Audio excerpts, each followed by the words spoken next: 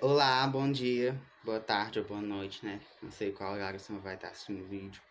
Mas eu me chamo Álvaro Ferreira Cavalcante, sou aluno da LEDOC do segundo período. E eu vou dar início aqui a uma aula falando um pouco sobre o ciclo do pau-brasil. O ciclo do pau-brasil aconteceu ao decorrer da fase pré-colonial, né? Do Brasil, né? Não se esqueça da fase pré-colonial do Brasil.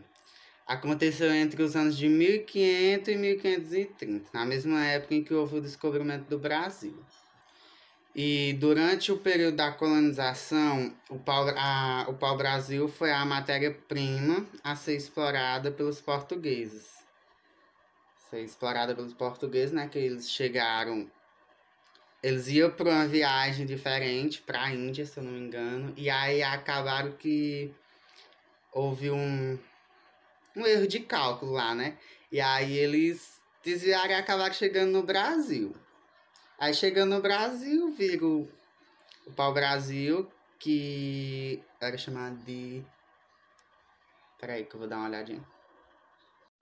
O pau-brasil era chamado de Ibirapitanga. Era o nome que os índios deram pro pau-brasil, né? Que eles já conheciam lá nas Américas, lá onde os portugueses viviam, ele já existia o pau-brasil, só que não era em tanta quantidade igual tem aqui no Brasil.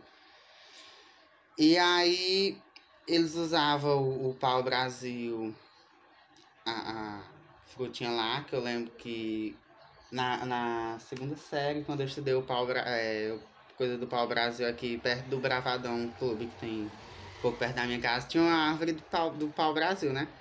A gente chama de pé de pau-brasil. E aí a gente foi lá, a professora levou a gente pra lá e a gente viu umas frutinhas vermelhas, que eles utilizavam as frutinhas vermelhas pra fazer corante, tintura. Corante é assim, pra se pintar roupa, essas coisas, né? Só que lá onde os portugueses viviam, eles usavam outro método lá, que aí eles conseguiram achar aqui no Brasil. Usava ele também, só que lá eles não usavam muito porque tinha em pouca quantidade. E aí, quando eles chegaram aqui, Pedro Álvares Cabral, se não me engano, escreveu uma carta lá para eles, falando que aqui tinha gente diferente, que não era igual aos escravos lá, né, que eles tinham, e que eles eram diferentes, eu esqueci o que tinha na carta, mas eu lembro de alguma coisinha que ele falou na carta que disse que lá era pessoas. Ele não falava com as pessoas que eram uma pessoa de cor parda. Tive que trocar aqui de câmera, né? Porque meu celular descarregou. Eu vim pegar o celular aqui, desculpa, patrão. Eu tava falando sobre a carta, né? A carta, eu esqueci um pouco o que falava na carta, mas eu lembro que ele escreveu uma carta, que eu fui pesquisando aqui na internet e eu vi, alguns vídeos eu vi que ele falou que escreveu uma carta falando pros amigos dele lá, pros portugueses, pros outros que tinham ficado, que havia encontrado uma terra com muita riqueza, que era o que? O pau-brasil, né? Que deu bastante lucro para eles. E que era o pau-brasil, e aí ele falando lá, eu lembro de algumas partes, eu não me recordo bem, mas eu lembro que ele falava que tinha encontrado pessoas, né, que não eram os escravos, que não eram negros, eram as pessoas pardas, de cabelo lisos, que eram os índios de cabelo lisos e liso, se não me engano, liso, de pé à cabeça, que era depilado, acho, uma coisa assim. E aí eles vieram pro Brasil, né? Então, aí o ciclo do pau-brasil aconteceu porque era uma árvore de grande riqueza, assim, porque era uma árvore natural e nativa daqui, né? E lá eles tinham a árvore do pau-brasil, só que não tinham tanta quantidade igual aqui tinha, né? Lá eles usavam outro método lá. E aí eles vieram e foi encontrado em grande abundância aqui no território brasileiro. Essas árvores eram eu já falei que elas eram utilizadas pelos índios por tintura no corpo e por ter a coloração vermelha, a madeira era facilmente encontrada em regiões da costeira do país, né, que era aqui no Brasil. E aí isso acabou facilitando a exploração da riqueza natural. Os portugueses logo perceberam, né, que aqui tinha um grande potencial. Então como é que eu posso dizer? Eles perceberam a facilidade dessa grande matéria-prima, né? E aí eles se enviaram logo para os países da Europa, onde obteve fácil aceitação, né? Que logo fez concorrência com os produtos dos árabes, que vendiam outra espécie, que agora eu lembrei aqui, lembrei não, que eu vou dar uma pesquisadinha aqui, dar uma olhadinha aqui, né? Que a espécie da planta tingidora originária da Índia, que era o pau-brasil. E aí eles teve a aceitação, aí eles exploraram, né? Eles ainda tinham. Oh meu Deus, eu tô nervoso, professor. Desculpa. Eles estavam. Como tinham diversos. Bastante. Então, aí desde o começo do século XVI, a coroa portuguesa cobrava altos impostos para a exploração do pau-brasil. E naquela época foi necessário organizar 3 diferentes expedições para explorar o pau-brasil. A primeira expedição aconteceu em 1502, a segunda expedição ocorreu em 1503 e a terceira expedição aconteceu em 1504. Então, aí depois de longa e intensa exploração, né, que teve da matéria-prima, que foi do pau-brasil, que aconteceu, foi entrando em processo de extinção.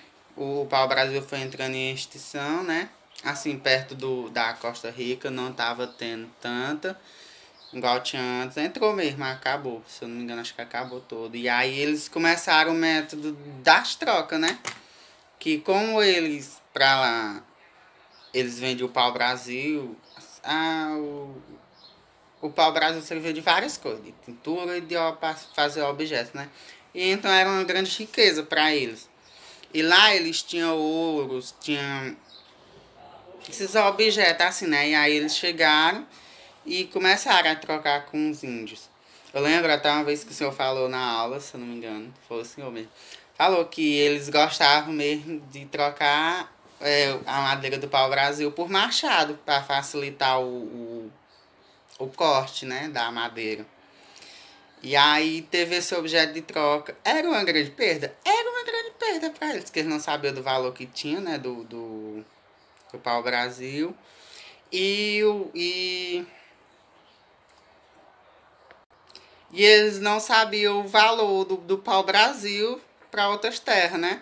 Porque eles tinham muito, e quando eles recebiam ouro, cordão, bijuteria, essas coisas em troca, para ele era novidade, ele não queria saber se estava perdendo ou não. Então, para eles não estavam perdendo, né? Porque tinha muito, muito mesmo lá na fronteira, na costeira, na costa.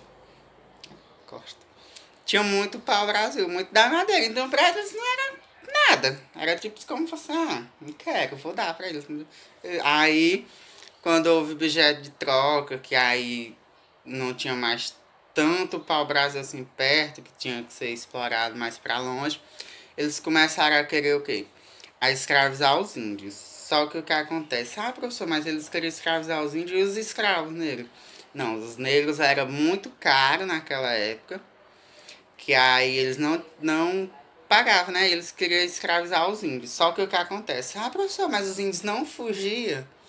Fugia, né, gente? Vamos também ter um pouquinho de noção aqui, né? Que os índios, lógico que eles fugiam, porque não era fácil escravizar os índios. Peraí que eu interrompimento aqui. Aí eles não era fácil, né, de manter os escravos, até porque os índios conheciam bastante lá o local e tudo, a floresta, então não tinha nem cabimento, né, deles que estavam chegando agora, deles manter eles prisioneiros. Então eles começaram a fugir, né? E foram tendo que coisa. Aí eles foram se relacionando, eles foram fugindo. E aí eles acabaram que foram continuar ainda, né? Com alguns ficaram, outros fugiram. E aí eles começaram a ter relações com os índios, onde teve bastante doenças transmissoras, né? Onde os índios teve muita doença trazida pelos portugueses, porque os índios praticamente não tinham contato com ninguém assim de fora. E, e aí eles, como os portugueses viajavam muito, né? Os índios ficavam só na terra deles, ali na ilha deles, de boa, sem ter contato com outra pessoa de fora. E aí os índios aí eles tiveram relações, né? E aí acabaram que eles contraíram doença dos portugueses. Contraíram bastante doença dos portugueses, que morreu milhares não. Esqueci a quantidade certa, mas morreu muito índio. Muito índio morreu por conta dessas doenças trazidas pelos portugueses. E aí no ano de 1570 a escravidão indígena foi proibida por lei, foi proibida, mas mesmo assim a escravidão teve continuidade. Teve continuidade lá com eles, além até o fim do século XVIII, até o fim do século XVIII. E assim, os índios foram sendo substituídos, né? Por escravos africanos, que eu acho que o preço dos escravos africanos foi abaixando, porque era muito caro. E eu não sei se era porque eles não queriam gastar mesmo, porque, né? Com a fortuna que eles ganhavam do pau-brasil, dava pra ele comprar uns escravos, né? Mas aí eu acho que o preço foi abaixando e aí eles foram substituindo pelos escravos africanos. E aí, mesmo com a boa parte de exploração da madeira do pau-brasil, né? Tenha sido realizada durante a primeira década e conseguiu se manter firme, porque tinha muito mesmo. Conseguiu se manter firme até o século seguinte. Que aí, quando enfim, perdeu a importância, né? Porque a importância no mercado consumidor, porque foram surgindo outras coisas, outras novidades que é como eu costumo dizer assim, que tudo é através de novidades. Se você vê uma coisa hoje nova, você pode usar uma coisa antiga, sim, que é boa, né? Mas você vê uma novidade e vê que tá todo mundo usando. É boa, só não é tão boa igual a outra, mas assim mesmo assim ainda é boa. Você quer utilizar aquela coisa nova, né? E aí perdeu o valor no mercado. E aí esse declínio ocorreu por causa do alto custo do transporte. O transporte começou a ficar caro e aquela coisa. E aí também surgiu outra matéria-prima que começou a ser comercializada, dando espaço para o ciclo da cana-de-açúcar. Aí foi onde a cana-de-açúcar entrou, arrasando no Brasil.